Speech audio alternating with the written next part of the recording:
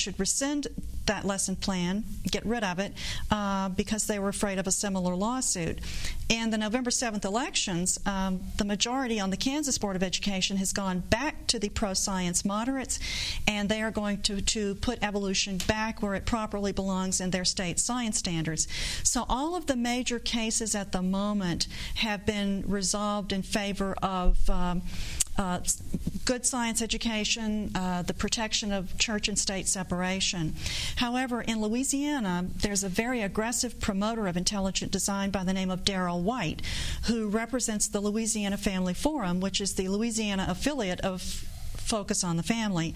And he is the person who has convinced the Ouachita Parish School Board to the great delight of the Discovery Institute, now permit teachers in Ouachita Parish to teach intelligent design.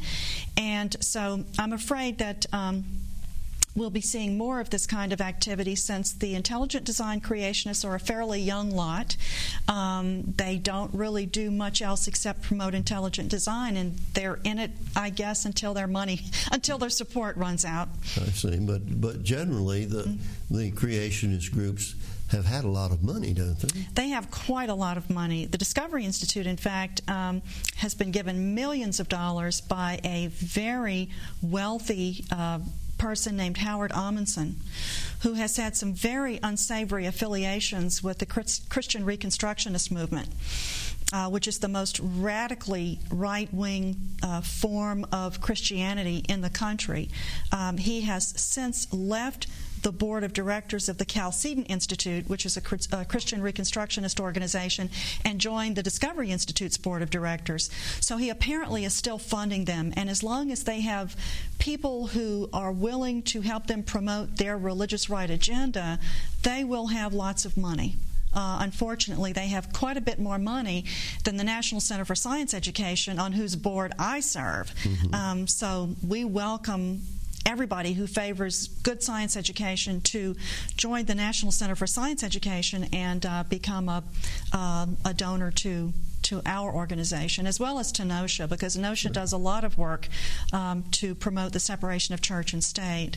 We would encourage support of both of those groups.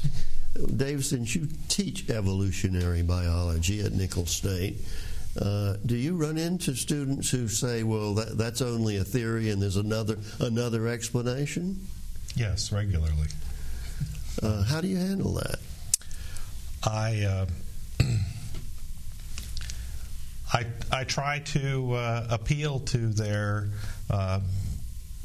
sort of their sense of intellectual honesty, and ask them for an evaluation of evidence. But unfortunately, somebody who believes something strongly is not going to be swayed by evidence if they don't want to hear the evidence, and that's usually the way it is. I have students on the other side as well who come to me and say, well, of course, I mean, why would anybody think that it could be creationism? So I have both extremes. It isn't like I'm fighting a battle. It's me versus my whole classroom. Yeah.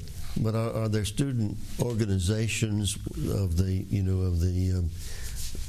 conservative Christian right who are attempting to get the creationism taught in the university?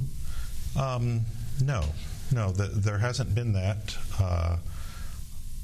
Students, I come from a different era, but students are not very active today like they were in the 60s and early 70s, especially. It's as if none of this interests them at this point. They know what they know, and they're not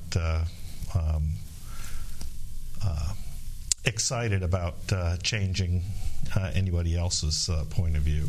I see. Well, Michael, since you are associated with the ACLU, are there instances where this wall of separation between church and state is being broken, particularly in public schools, but ACLU is unable to get anyone to be willing to be a plaintiff in those cases? Oh, certainly. I lobby the Louisiana legislature, and I've heard testimony given back when there was a bill for spoken prayer, which was obviously unconstitutional, but it was an election year, so nobody voted against it, and it passed, and it was declared unconstitutional in a case in the Ouachita Parish. Of course, that's an easy place to do it because they're always willing to do something outrageous there because they're so sure they're right.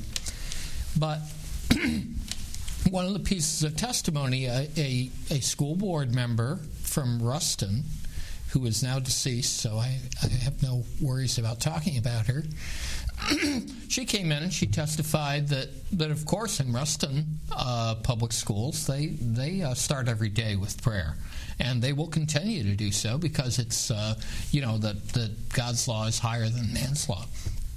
We've never got a complaint from Ruston. We know they do it, but until there's a complaint, the way the First Amendment is set up, it's not self-enforced. There is no crime of violating the separation of church and state. The only way you can do is to file what we call a 1983 suit, which is named after the section of federal law that allows such suits, and it allows you to file saying that they've done it. But then when you win, well, maybe you get attorney's fees, you might get some other things, but nobody goes to jail. It's just like, oh, well, we lost. And so we'll have to be more careful. They just have to stop doing what they were doing. Yeah, and in the legislature, they keep doing these things. You're talking about the Louisiana legislature. Yeah, over and over, and I think if you watch this upcoming session, you'll see a lot of it because we've got an election year coming up. Okay, well, we've come to the end of our program. I have to thank you all for a very interesting half hour. I'd like to remind the folks that we'd like to hear from you. What I'm holding up here is our quarterly newsletter, which we'd be happy to mail to anyone who expresses an interest. You'll find our telephone number at the end of this show. Give us a call. Tell us what subjects you would like to hear us discuss. We'll be glad to send you the newsletter at no cost to you, and we invite you to attend our meetings. That information also would be available by calling the number you'll see on the screen. We hope that we'll see you again next week. We try to have interesting and exciting guests and topics that would appeal to your personal interest. So we'll see you again next week.